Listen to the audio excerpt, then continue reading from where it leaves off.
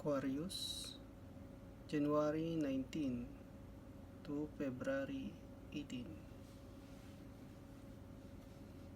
Wala nating kapalaran mo ngayong taon.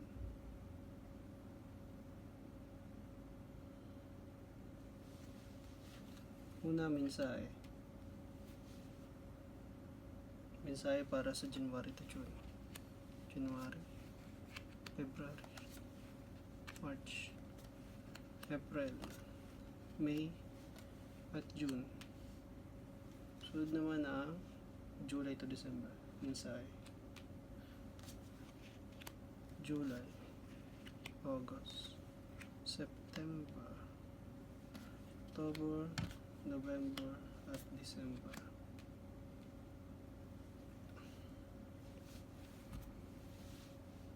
Sinasabi ng mensahe mo dito sa January to June na ito yung mensahe ng parang wala kang alam na sa pag-iipon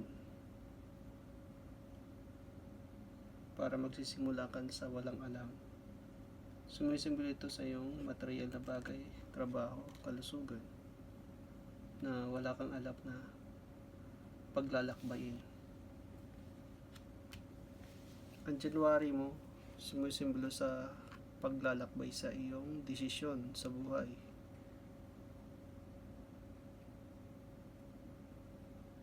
Parang sinisimbolo nito yung tinatawid mong emosyon na tubig na pakapayapa.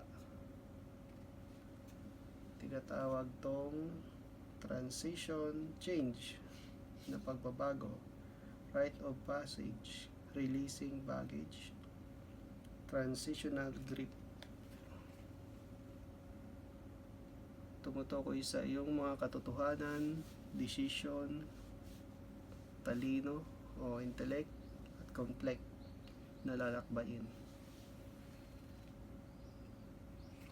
Ang February mo naman sumisimbolo sa iyong magandang pamumuno o the emperor na tinatawag. Sumisimbolo ito sa pagka-authority, leadership, fatherly figure, masculine energy, structure and order. Sumisimbolo ang February mo sa pamumuno o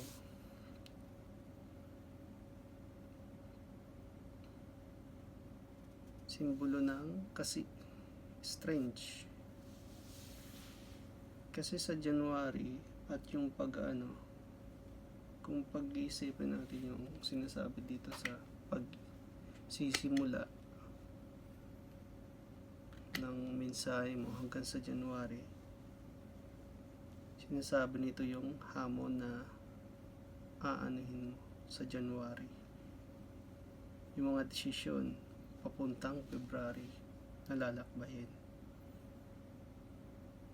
At pagdating naman ng Marso, ganun pa rin, parang may hawak ka pa rin ditong decision sa buhay. Sumisimbolo ang lahat ng baraha mo sa pamumuno ng iyong isip, kung saan ka talaga komportable. Sa Marso kasi pinapakita ditong hawak ng the King of Swords o sumisimbolo sa iyong leadership, pamumuno o sa iyong kaisipan, intellect, conflict, katotohanan na desisyon. Sinisimbolo nito sa Marso. At pagdating naman ng April, may isang pagbabago o kaguluhan na kailangan mong umalis sa isang lugar para sa pagbabago mo. Tinatawag tong the Tower o sudden change na pagbabago, upheaval, chaos, revelation, awakening, or freedom, kalayaan.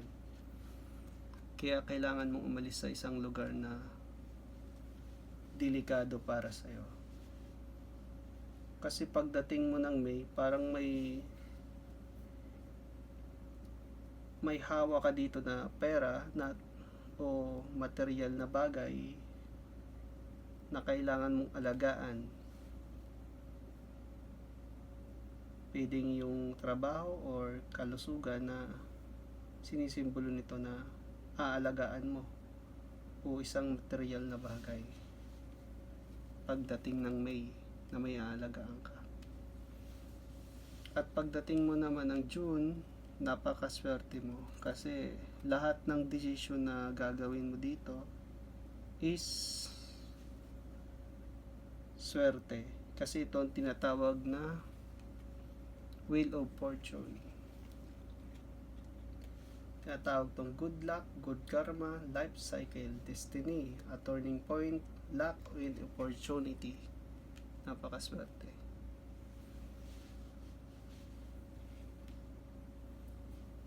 Sunod naman yung mensahe mo galing July to December. Yung mensahe nito, sumisimbolo ito sa kadiliman na kailangan mo ng tulong, liwanag para sa iyong mga desisyon na ginagawa. Itong tinatawag na The Hermit. Sumisimbolo ito sa solitude, soul searching, introspection, seeking wisdom at inner guidance. Kaya parang humahanap ka dito ng tulong sa dilim, kasi kailangan mo talagang malampasan yung inaano mo dito eh. Parang may hamon ka dito o desisyon na kailangan gawin, na pag-isipan para sa ikakabuti mo. Ang July mo, sumisimbolo ito sa parang relasyon na pagpapangako na hamunin. Tinatawag tong Two of Cups o unified love, mutual attraction, partnership, balance, give, and unity na mangyayari para magkakaroon ka dito ng kapareha.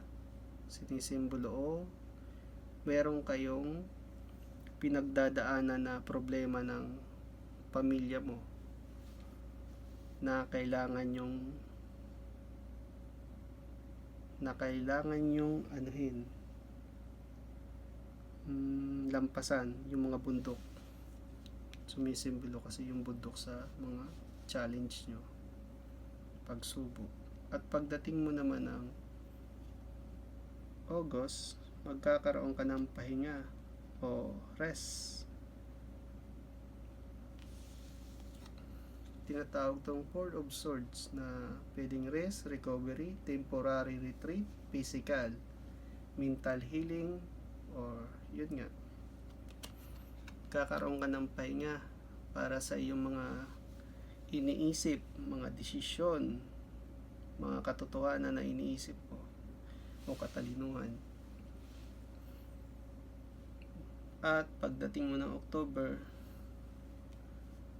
magkakaroon ka ng feminine energy, mystery, secret, o tinatawag to ng the high priest o sumisimbolo sa misteryo at mga sekreto na kailangan mong malaman sa September. At pagdating mo ng October, magkakaroon ka ulit ng isang pahinga. Tinatawag tong the hangman. Tinatawag to na paghihinto, surrender, letting go, new, respective, at spiritual insight, at patience.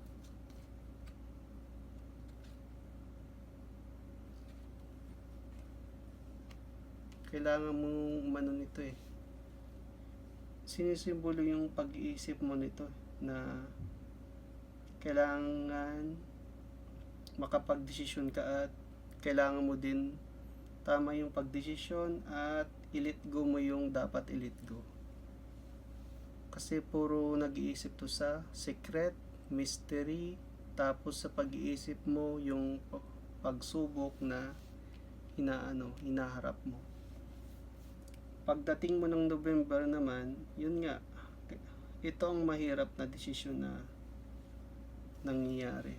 Meron kang difficult decision na mangyayari.